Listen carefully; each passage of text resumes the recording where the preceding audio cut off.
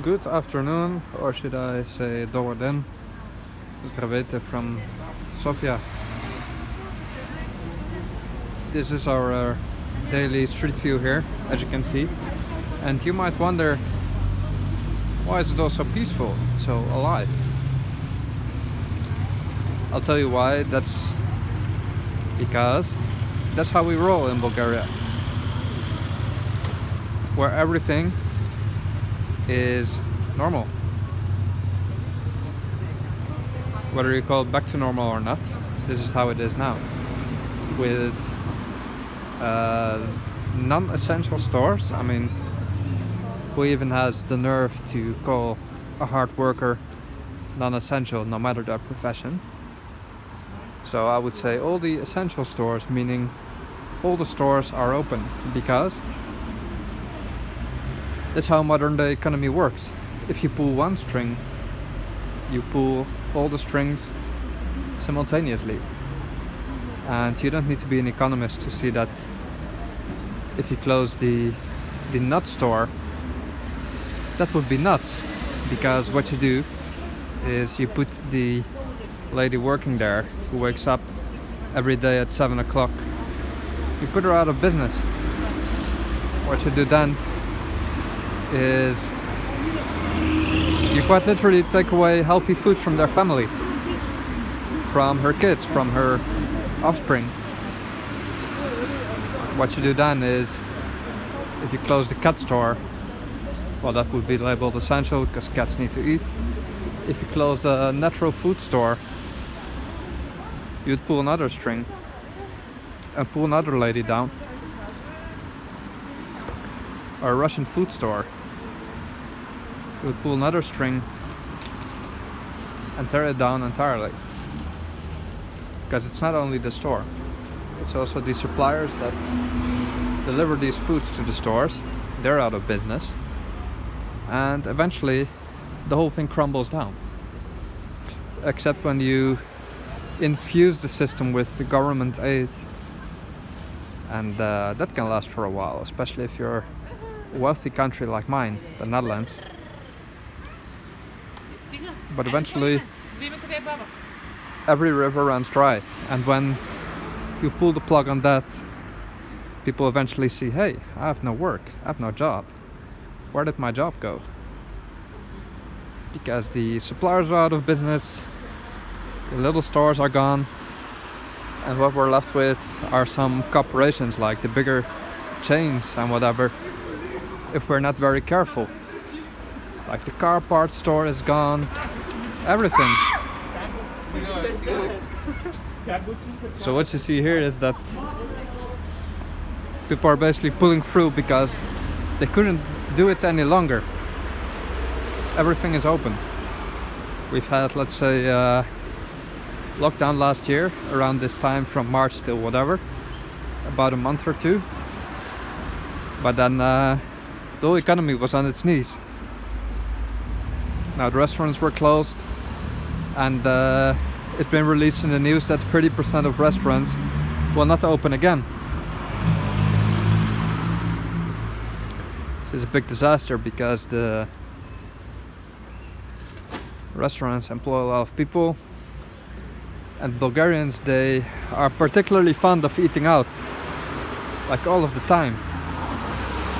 What we can also do in Bulgaria is go to the salon, the Frizyorski salon, and for 4.99 leva, which is €2.50, you get a male haircut. So that's a very fair price. Here you can buy a mask, a box, or one piece. Let's take a bit of a more quiet street for the noise. So what you see is society saying that they couldn't pull through any longer, and things just opened up. The malls, the gyms. Obviously it was by government decree, like they allowed it, but I very well know that this country would not endure much more, and in fact probably there would be a whole lot of protests. Matter of fact, the actual situation right now follows a whole summer of protests. In fact, they haven't ended. There are still protests basically on a daily basis. So the government knows that people are quite upset with how things were, and they do not want more economical damage on their plates to an already quite weak economy. If you pull one string in the Netherlands, yes, things go down, but you can keep the balloon up for a certain time because they have more to inject into it, let's say. Whereas here, things crumble apart immediately, no matter what you do, because the government aid has been pathetic, to say the least. For hospitality workers, it was 24 leva a day, which is 12 euros. Well, I certainly can feed myself of that, but I can't pay my rent as well. Like, that's just off limits. Let's say you have a child, you work in a restaurant, whatever, you're done. And that's how things were. 30% of the restaurants will not open up. The plan is that they open up next month. For now it's only takeout or eating outside. And once they open up, the Bulgarians will be the first ones to again support their economy. Go out, support little businesses, and things will rise again. Whereas in the Netherlands we have yet to see, where people have surrendered all of their freedoms technically.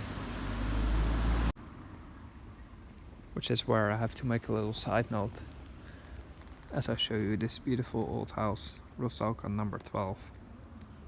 An old house, probably built, I don't know, after the Second World War? No, before 1918, it says in the top. 1912 to 1918. 100 years old.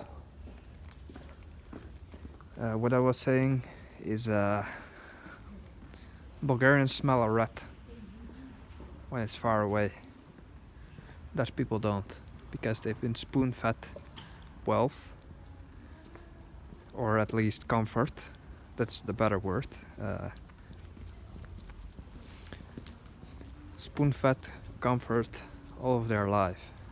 Like a decent enough comfort, not having to question things, not having to live on the edge, let's say. It's starting to happen now, but until now that was not quite the case. Especially for the boomer generation. Yes, they've worked hard, they've built the country. I'm not by definition an anti-boomer, but they have now been so comfortable that they will do anything that happens. They will swallow it gladly. They'll be fine with it. Whereas in Bulgaria, people have been so beaten down to their very core by huge inflation in, let's say, the past several decades. There have been some economic disasters to this country where the currency became essentially worthless. There have been big acts of corruption that I would dare say destroyed lives, certainly. And pensions have been very low all over. And people have been always walking on their toes. And that means that when you are always on the edge of your seat, anything that tries to push you back into that seat and accept something which is dressed in a certain manner, they'll be very hesitant to accept it in a way that is presented right now. So if you close things here, people will say, hey, wait, I get no help, I'm left to my own devices. So no, it's not going to happen. There's just no way. You might pull off for a little while. If you do it too long, people immediately smell a rat and they say, yep, here we go again. I will be left to suffer again, like my parents have, their parents have, and essentially we're back to square one. So that's what people have seen. That's what has actually happened, because 30% of the restaurants has closed. And that's why people have said, yeah, no more, we just continue. And that's what you see right now in the streets. It's people pulling themselves up by their bootstraps and saying, yeah, no, we go out, we'll enjoy a walk in the sun, we'll go to the mall. Like the people that have money typically live in Sofia, and they say, no, we continue. This has been 1 year, and we can take no more.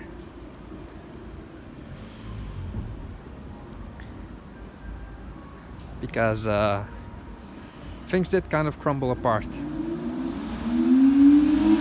In a sense, it started. Things started to crumble apart. We've had a pretty strong lockdown last year. And then people said, yeah, no, not this time. Nobody gets away with it. Which I respect the Bulgarian nation no matter what they do. Because after all, I live here and they've always been more than decent to me. And I would say in particularly this year has been the best education of my life. It has been a better education than my university. Because as I often say, the answer is always somewhere in between. I don't trust any deniers of the virus, because there is such a thing. Yes, people die.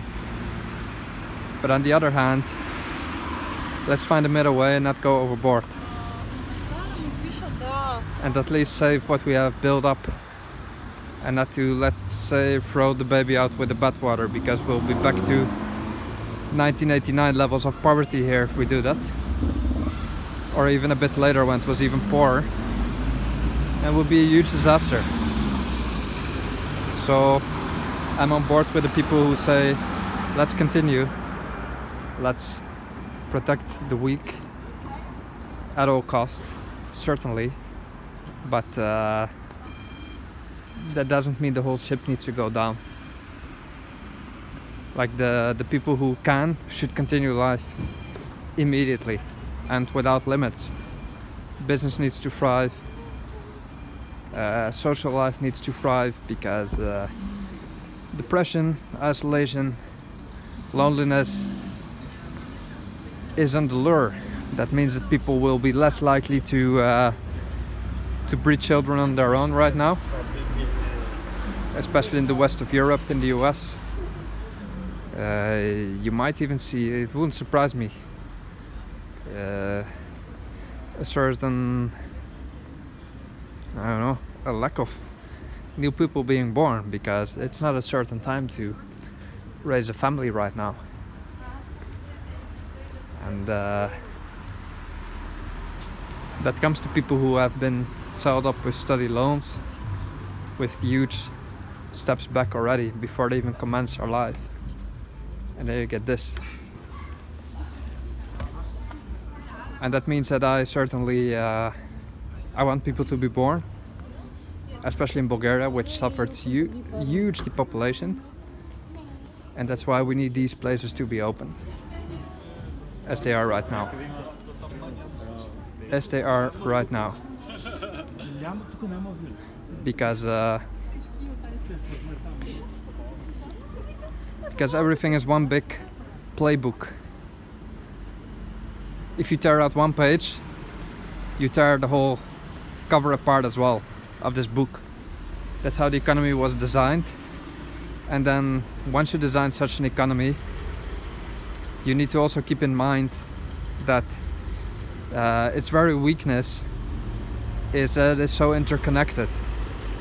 Like if Bulgaria had stayed in the planned economy, let's say, of before the year 89, it would have managed to pull off this closure, or even a whole year down lockdown of an economy, because they had the strings in hand. But right now they don't.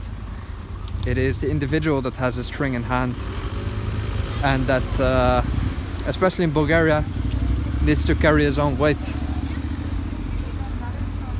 So that's why I'm in favor of everything opening up immediately, and yeah, keeping basic precautions for the week, absolutely. But let's find a middle way, unlike the Netherlands, which goes pretty extreme on running towards a nanny state type of format, which I'm heavily against.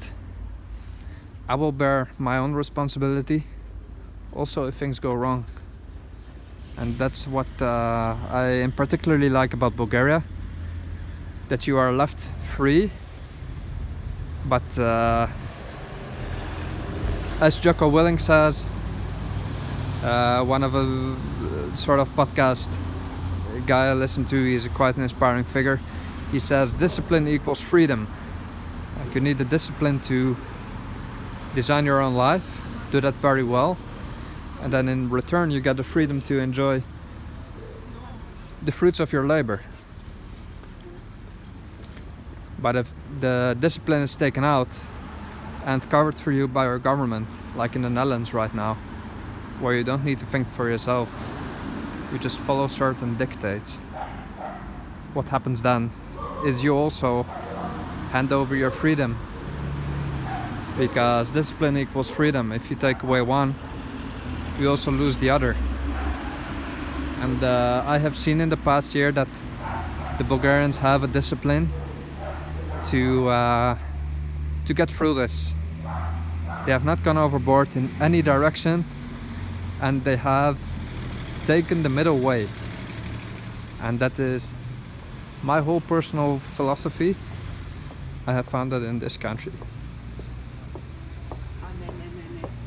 and that means that in particular I feel very much even nearly obliged to stay here, because once you feel aligned with the place you are, you should not throw that away for any other futile reason. Anyway, I think that's been interesting. I will see you in the next video then. Wish you regards from sunny Bulgaria, and I would say do vidjene or do novi sresti. See you next time. Ciao.